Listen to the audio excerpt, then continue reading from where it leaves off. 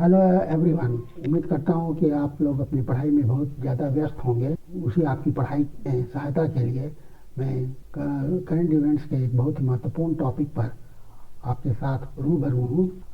देखिए, दशकों से नेपाल का राजनीतिक परिदृश्य कमज़ोर गठबंधनों, बदलती लॉयल्टीज और न्यू दिल्ली और बीजिंग के बीच निरंतर संतुलन बनाने के प्रयास से परिभाषित होता रहा है। लेकिन यह सब बदल गया मार्च 2026 में, जब इस देश में चुनाव के माध्यम से एक राजनीतिक भूकंप आया। सिविल सर्विसेज पल्स में आपका स्वागत है। आज हम आपके जीएस पेपर 2 की तैयारी के लिए अंतर्राष्ट्रीय संबंधों के सबसे महत्वपूर्ण घटनाक्रमों में से एक 2026 के नेपाल चुनावों का विश्लेषण करेंगे। पुरानी सत्ता का इस चुनाव में सफाया हो गया है और बालन शाह के नेतृत्व वाली राष्ट्रीय स्वतंत्र पार्टी ने ऐतिहासिक और निर्णायक जनादेश प्राप्त किया है।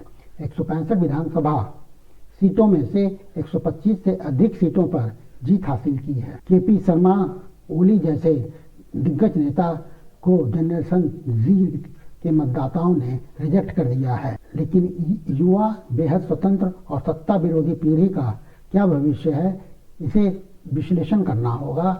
तथा काठमांडू में जो नई सरकार आई है उसका भारत की आंतरिक सुरक्षा और विदेश नीति पर क्या प्रभाव पड़ेगा, यह भारत के लिहाज से बहुत ही महत्वपूर्ण प्रश्न है जिसका विश्लेषण करना आवश्यक है। 2026 में नेपाल की जनता ने जो मैंडेट दिया वह क्यों दिया, इसका विश्लेषण पहले करना जरूरी है, क्योंकि इस चुनाव के बाद नेपाल में बहुत बड़ा राजनीतिक बदलाव आया है। भारत के लिए ये चुनाव जो भी इम्प्लीकेशन लेकर आया है या निहितार्थ लेकर आया है, उसे समझने के लिए पहले हमें यह समझना होगा कि यह बदलाव क्यों हुआ है।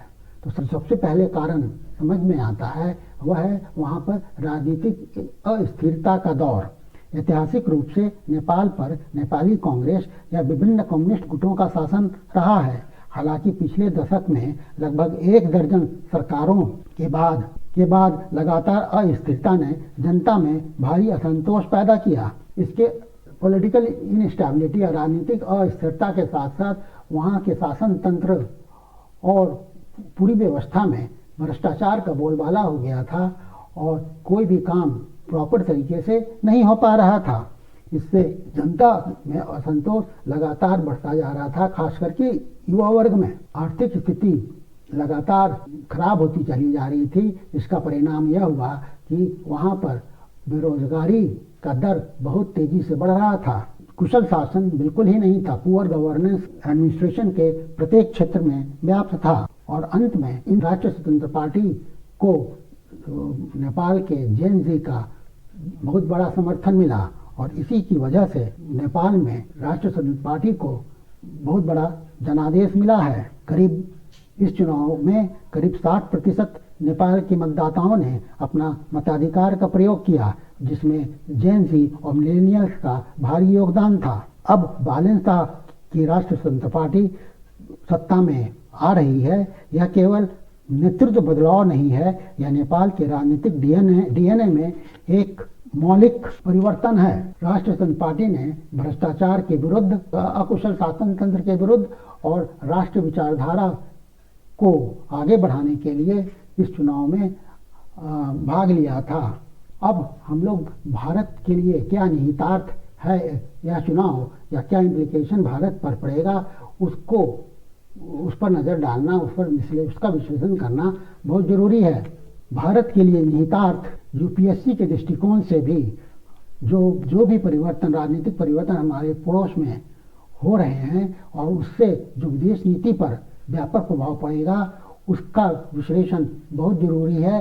भारत को समझना, भारत के लिए आरएसपी सरकार, राष्ट्रीय स्वतंत्र पार्टी की सरकार के 3 प्रमुख इम्प्लीकेशन जो हो सकते हैं या निहितार्थ हो सकते हैं वे इस प्रकार हैं। पहला, ये डबल एज्ड स्वॉर्ड अर्थात 2-धारी तलवार है। पॉलिटिकल स्टेबिलिटी वहाँ पर जो आया है वह भारत के लिए 2-धारी तलवार साबित हो सकता है। वर्षों से हर कुछ महीनों में नेपाल में सरकार गिर जाती थी, जिसके कारण भारत और नेपाल के संबंध कभी दीर्घकालिक समझौते कर पाने में असमर्थ रहा था। बालन शाह के निर्णायक बहुमत ने काठमांडू में बहुत आवश्यक स्थिरता लेकर आई है। सीमा पार संपर्क परियोजनाओं, बॉर्डर सिक्योरिटी मैनेजमेंट और जो हाइड्रो इलेक्ट्रिक के प्रोजेक्ट हैं उसके सहयोग के संबंध में भारत के लिए यह एक सकारात्मक माहौल हो सकता है। हालांकि मजबूत बहुमत का मतलब यह भी होता है कि नेपाल बाहरी समर्थन पर कम निर्भर करे, जिससे वह भारत के साथ जब भी नेगोशिएशन करेगा तो वो from the point of strength negotiation करेगा। दूसरा इम्प्लीकेशन भारत के लिए होगा कि यह हो सकता है कि नेपाल की विदेश नीति का मूल्यांकन करके उसको फिर से रिकैलिब्रेट किया जाए। अब तक वहाँ की सरकारें, खास करके कम्युनिस्ट की जब सरकार थी, केपी शर्मा ओली जैसे पूर्व नेता अक्सर घरेलू राजनीतिक लाभ के लिए भारत के खिलाफ चीन का कार्ड खेला करते थे। आरएसपी, राष्ट्रीय स्वतंत्र पार्टी का नेतृत्व ऐसा लगता है कि वह युवा होने के साथ साथ व्यवहारिक भी है, वह तकनीक सेवी भी है, तकनीक प्रेमी है और नेपाल के आर्थिक विकास करना चाहती है। इसलिए भारत से स्वतंत्र राष्ट्रवादी रुख बनाए रखने की उम्मीद है। भारत ऐसी उम्मीद कर रहा है कि नेपाल की विदेश नीति न तो कम्युनिस्ट के इन्फ्लुएंस में रहेगी और न ही भारत के इन्फ्लुएंस में रहेगी, और उनकी पॉलिसी बिल्कुल स्वतंत्र होगी विदेश नीति।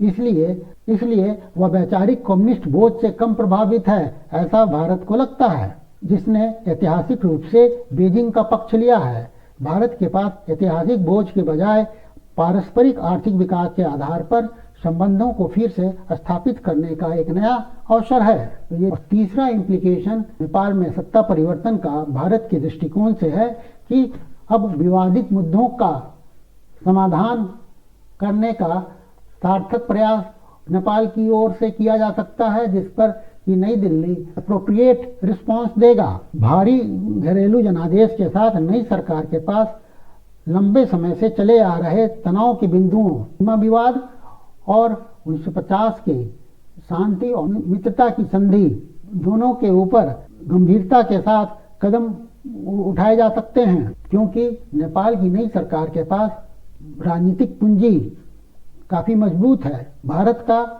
नेपाल के साथ बॉन्डी डिस्प्यूट कालापानी लिपुलेख पर है, जिसको कि नए सिरे से संवाद के माध्यम से उसको हल करने की दिशा में आगे बढ़ सकते हैं।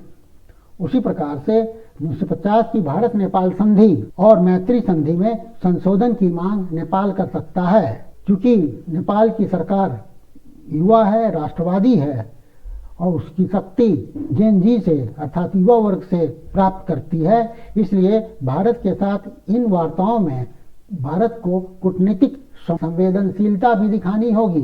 भारत को अपने बड़े भाई के रवैये से हटकर समान भागीदार का दृष्टिकोण अपनाना होगा, अर्थात भारत को नेपाल के साथ डिप्लोमेसी में इक्वल पार्टनर का स्टैंड स्वीकार करना होगा।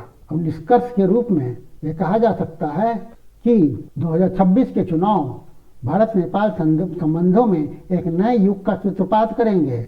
गुजराल सिद्धांत और नेबर फर्स्ट या पड़ोसी पहले की नीति की परीक्षा होगी। भारत को बालेन शाह की सरकार के साथ सक्रिय रूप से जोड़ने के लिए अपनी सॉफ्ट पावर, सांस्कृतिक संबंधों और आर्थिक शक्ति का लाभ उठाना चाहिए। यह भी आवश्यक है सिविल सेवा परीक्षा के अभ्यर्थी हैं कि वे आने वाले महीनों में नेपाल और भारत के जो द्विपक्षीय व्यापार समझौते या सीमा विवाद के समाधान के लिए जो भी पहल की जाती है उस पर कड़ी नज़र रखें, क्योंकि ये विषय आपके मुख्य परीक्षा के लिए महत्वपूर्ण हो सकता है। इस वीडियो क्लास को समाप्त करने से पहले मेरा आप सभी से एक प्रश्न है, क्या आपको लगता है कि 1950 की भारत नेपाल संधि और मैत्री संधि में पूरी तरह से संशोधन की आवश्यकता है या केवल मामूली संशोधन की आवश्यकता है? कमेंट बॉक्स में अपने विश्लेषणात्मक विचार अवश्य बताएं। यदि आपको यह विश्लेषण अपनी तैयारी में सहायक लगा हो तो लाइक बटन दबाएं और साथ ही अपने साथी उम्मीदवारों के साथ शेयर करें और हिस्ट्री तथा करेंट इवेंट्स पर गहन विश्लेषण के लिए सिविल सर्विसेज पल्स को सब्सक्राइब करें। तो चलिए मिलते हैं अगले वीडियो में एक नए विषय के साथ। Thank you for watching.